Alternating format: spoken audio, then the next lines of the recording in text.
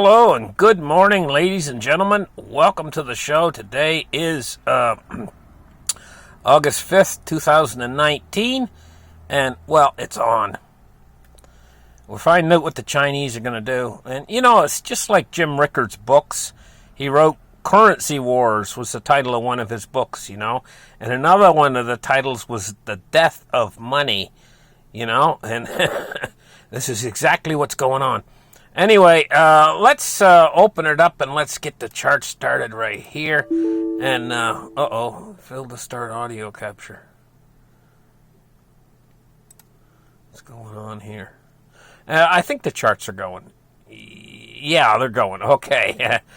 First thing we're going to take a look at is the gold price today. We're looking at, let me move the charts. A little bit difficult with this phone, because it's right up in the way, you know, and I have to try to look through it at the screen. Anyway, 1461. We're up $21.40 today on gold already today. They know what's going on. Let's take a look at silver.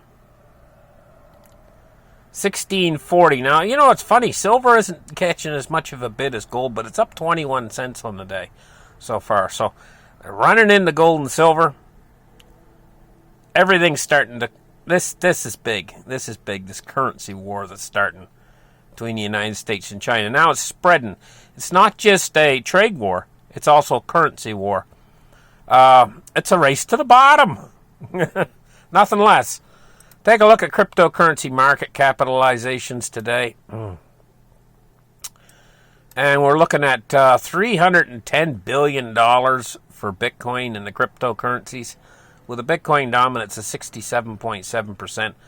See, just like they're moving into gold, you know, they're moving into Bitcoin the same way. And they're taking the Bitcoin dominance up much higher because it's the premium coin, and gold is the premium of your metals, you know. So they're both moving upwards today on the fear. And they should be afraid. This is really, really serious situation we got going on right now in the world, you know, with China entering into this new phase. Not a trade war anymore. Now it's a currency war, you know, and this Chinese are devaluing their currency. This is going to help to offset the tariffs. We should have saw this coming, guys. We should have saw this move coming. Anyway, let's take a look now at the Dow Jones Industrial Average. We're going to get the page started right here. Let me see. Where's the key? There we go. So we're down 396 points right at the start. That's a pretty significant drop.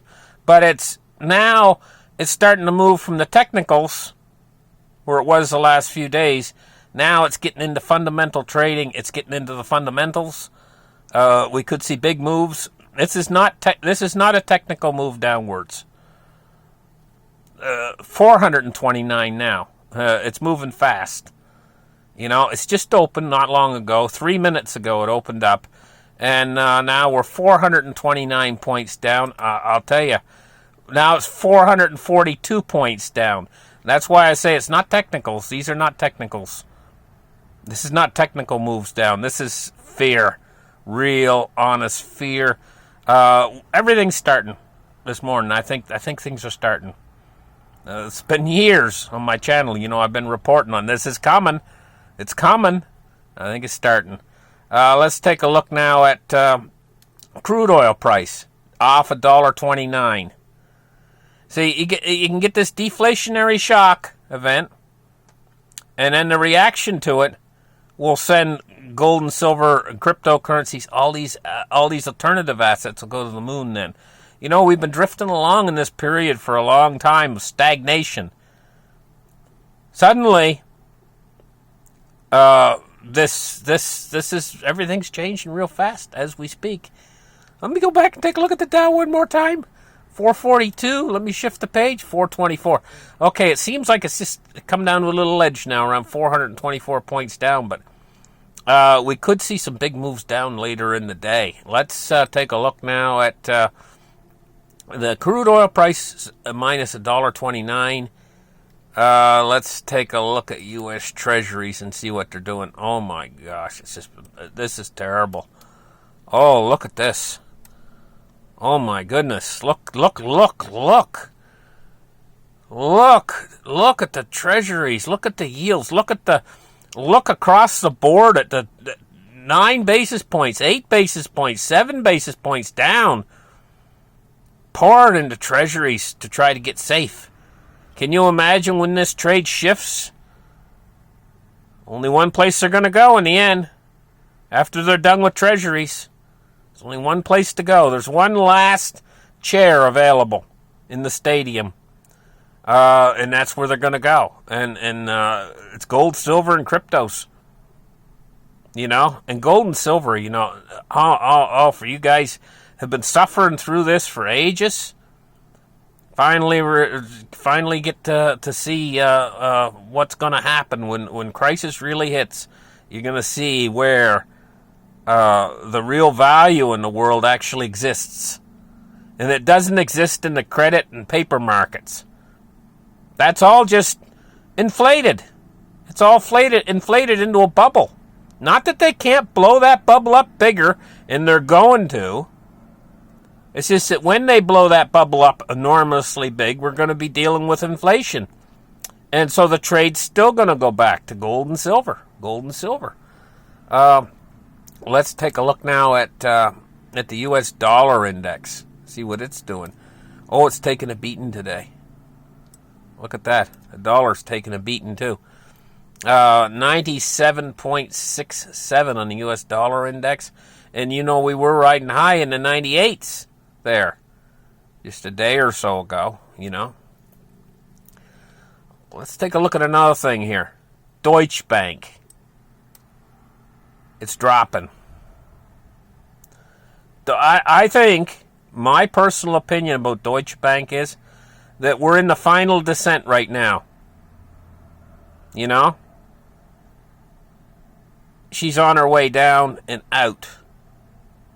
And, I mean, everything's coming together. This is honestly, this is like the perfect financial storm of problems and troubles in the world. And we're heading head first into it. We've just dived off the swan board into the deep end of the pool. Let's take a look now at crypto. Let's take a look. Here's the currency war. The currency war begins.